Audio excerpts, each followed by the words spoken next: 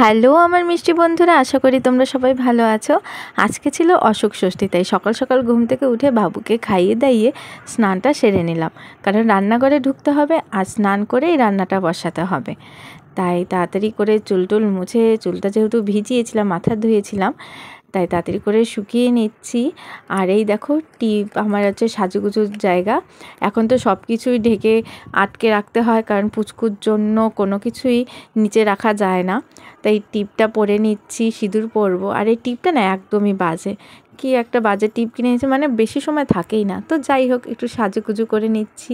সাজুগুজু বলতে ওই সিঁদুর আর টিপ। স্নান করে তো সিঁদুরটা পরতেই হয়। আর সিঁদুরের কৌটোও দেখো একদম উপরে তুলে রেখেছি, না তো বাবু তো সব ধরছে আর ফেলছে, নিচে কিছুই রাখছে না। আর যাব রান্নাঘরে রান্না করতে। আজকে হবে লুচি, আলুর দম, সয়াবিন আলুর তরকারি আর কি, আর ডাল, মটর ডাল। এই দেখো পুচকু চলে এসছে, আমাকে সরিয়ে দিচ্ছে, আমি সরছি না কেন, এটা ওটা করে বেড়াচ্ছে। তুই ঠাম্মির সাথে দুষ্টু করছিলে বাবা? হ্যাঁ, ই তো ভয় নেই। আমি তোমাকে ভয় দেখাতে বলিনি তো, বলেছি তো ভয় নেই। তুমি দুষ্টু করছিলে? ওই বাবা মারতো কেন গো? এখন একটু মারকুটে হয়ে গেছে, মানে রাগ হলে একটুখানি গায়ে হাত দিয়ে দিচ্ছে, কিন্তু পরে আমি যদি কান্না করি ও কান্না করে দেয়। তো সয়াবিন আলুর তরকারিটা হয়ে গেছে, যেহেতু সকালে বাবা মানে শ্বশুর মশাইকে রুটির সাথে দিয়ে দিতে হচ্ছে, লুচিটা করতে দেরি হচ্ছিল।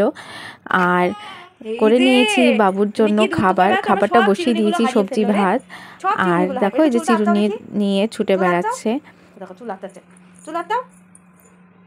তো ওই বাবা দুটো চিমনি দিতে আছে, কত চুল ঝা পড়ে গেল যে।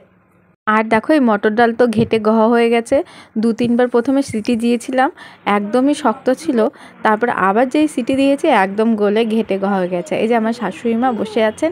ওই অশোক ষষ্ঠীর জন্য কয়েকটা নিয়ম থাকে, মানে অশোক গাছের ফল ফুল, মানে ফুলটা খেতে হয় 6টা ফুল, আর কলাইয়ের ডাল 6টা, তার সাথে ডাবের জল আর দুধ, কাঁচা দুধ মিক্স করে খেতে হয়। এই যে আমি তাড়াতাড়ি করে স্নান করে ঠাকুরের সামনে বসে মা ষষ্ঠীকে প্রণাম করে আর আমার দেবদেবীকে প্রণাম করে আমি খেয়ে নিয়েছি আর ঠাকুরের কাছে আশীর্বাদ চেয়ে নিয়েছি।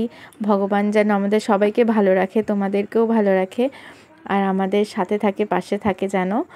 দেখেছো আমার সুন্দর সুন্দরীরা। সো বন্ধুরা, ভিডিওটা কেমন লাগছে জানিও, আর তোমাদের কাদের বাড়িতে এই অশোক ষষ্ঠীটা পালন করা হয় আমাকে কিন্তু জানিও। তারপর দেখো আমি মটর ডালটা যেহেতু ঘেটে গহা হয়ে গেছে, কি করা যাবে আর। তো যাই হোক, তেলের মধ্যে 5 ফোড়ন, তেজপাতা আর আদা জিরে বাটা দিয়ে আমি করে নিয়েছি। আর এর পাশে লুচি জন্য তেল গরম বসিয়ে দিয়েছি। তারপর হলুদ আর লঙ্কার গুঁড়ো দিয়ে মশলাটাকে কষিয়ে নিচ্ছি। আর এখানে ময়দার ডোটা বানিয়ে রেখে দিয়েছিলাম, এবার গোল্লা পাকিয়ে নেব। ভীষণ প্রচণ্ডভাবে খিদে পেয়ে গেছে। তো ঘেটে গহা দেখো আলু মাখার মতো হয়ে গেছে, কিন্তু যেভাবেই করেছি পরে ভালোই লেগেছে। স্বাদ মতো লবণ টবণ দিয়ে, জল দিয়ে, ধনে জিরে গুঁড়ো দিয়ে, গরম মশলার গুঁড়ো দিয়ে ভালো করে নাড়াচাড়া করে খেতে টেস্টিই হয়েছে। আর লেচিগুলো করে নিয়েছিলাম। তো সব কিছু তো দেখানো সম্ভব নয় আমার, কিন্তু সব রান্নাবান্না কমপ্লিট হয়ে গেছে। সাথে ধনেপাতা কুচি নিয়ে নিয়েছি, ধনেপাতাটা যেহেতু নিরামিষ তাই ধনেপাতাটা দিয়ে নিয়েছি, পেঁয়াজ টেস্ট দিয়ে তো খাওয়া যাবে না, তাই শসা আর ধনেপাতা কুচি দিয়ে খাবারটাকে একটু টেস্টি করে নিয়েছি। আমি আর খিদে করে রাখতে পারছি না, তাই ঝটপটভাবে খেয়ে নিলাম। সো বন্ধুরা, কেমন লাগলো ভিডিওটা তোমরা কিন্তু জানিও। আশা করি তোমরা সবাই পাশে থাকবে। হয়তো অনেকের কাছে ভালো নাও লাগতে পারে, কিন্তু জানিও কিন্তু কেমন লাগলো।